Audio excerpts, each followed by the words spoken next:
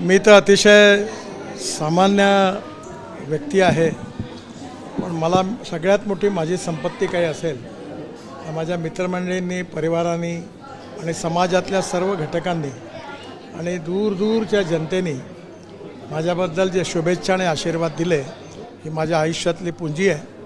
आणि हे आशीर्वाद मला नक्कीच समाजाकरता, देशाकरता चांगलं काम करण्याची प्रेरणा देत राहील. आणि जोपर्यंत मला करता येईल तोपर्यंत मी काम करत राहीन. आणि म्हणूनच माझ्या ऑफिसमध्ये मी एक संस्कृत सुभाषित लिहून ठेवला आहे की मनसा सततम स्मरणीयम, वचसा सततम वदनीयम, लोकहितम मम करणीयम. या समाजातल्या तळागाळातल्या शेवटच्या माणसापर्यंत त्याचं जीवन बदलवण्याकरता जे जे काम मला करता येईल ते करण्याचा मी पूर्ण ताकदीने प्रयत्न करीन. हाच माझा संकल्प आहे. जोपर्यंत मी आहे तोपर्यंत ते नक्की करत राहील. तुम्ही शेतकऱ्यांसाठी विदर्भातलं मोठं काम केलं, असं काय राहिलं की जे करायचं राहिलं आहे, भविष्याच्या काळात करायचं आहे? काम कधीच संपत नाही, कारण जेवढी माणसं आहेत तेवढी समस्या आहेत. पण त्या सोडवण्याचा प्रयत्न पॉझिटिव्हिटी समोर ठेवून करणं हे प्रत्येकाने करत राहायला पाहिजे. मी त्याचा प्रयत्न करत असतो.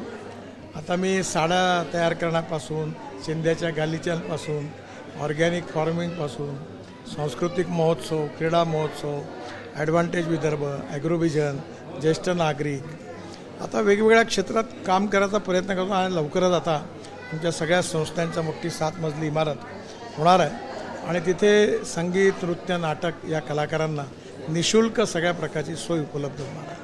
नागपूरसाठी काही राहिलं? नागपूर हे माझं जन्मस्थान आहे, हृदयस्थान आहे. नागपूरचं ऋण आहे की नागपूरच्या जनतेने दिलेल्या प्रेमातूनच मी आज देशामध्ये काम करू शकलो. या जनतेला मी आपला परिवार मानतो. जात, पंथ, धर्म, भाषा याच्या पलीकडे जाऊन प्रत्येक नागपूरकर हा माझा परिवार आहे आणि मी नागपूरकरांचा आहे, हीच माझी भावना आहे.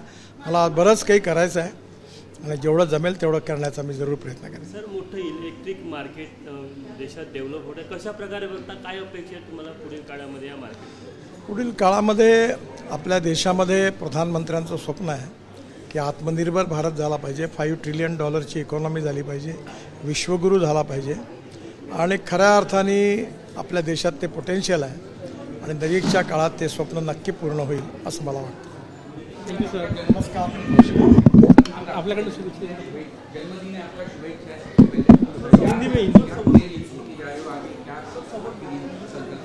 मैं बड़ा नसीबवान हूँ कि मुझे जात, पंथ, धर्म, भाषा के ऊपर उठकर समाज के सभी लोगों का प्रेम और आशीर्वाद प्राप्त हुआ है और यही मेरी सबसे बड़ी पूंजी है.